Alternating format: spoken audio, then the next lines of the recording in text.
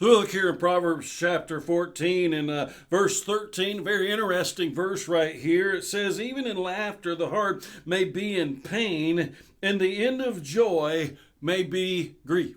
So even in laughter, the end result, it says, might be in pain.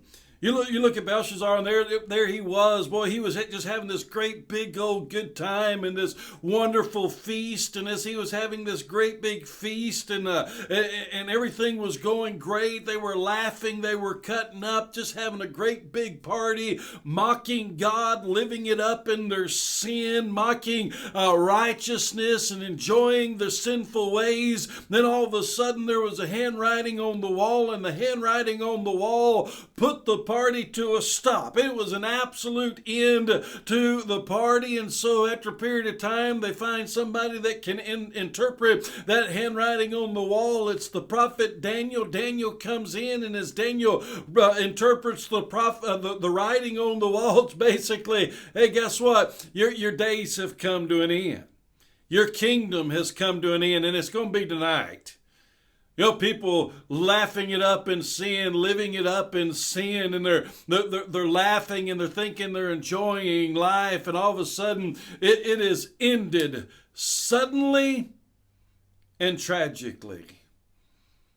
Bible tells us, just as in the days of Noah, so shall it be in the coming of the Son of Man. There's going to be marriage. There's going to be giving in marriage. People are just going to have a good old time, but there's no focus on Jesus. There's no focus on the things of God. It's only worldly focused. Of course, there's nothing wrong with marriage. There's nothing wrong with giving in marriage, but they have no focus on the things of God whatsoever. And then suddenly things are going to come to an end. And when those things come to an end, it's going to be a great big uh-oh moment. And at that time, it's going to be too late. There's other times when people have lived out the entirety of their life in sin, and as they've lived out the entirety of their life in sin, and it comes towards the end of their life, they're grief-stricken because they've realized, you know what? I've just wasted my life. I've wasted my life.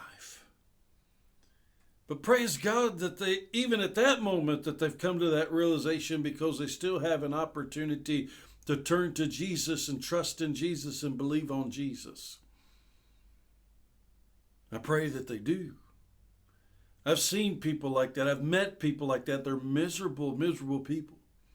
Hard-hearted people. People that are oftentimes difficult to be around because of the bitterness that's rooted within their heart.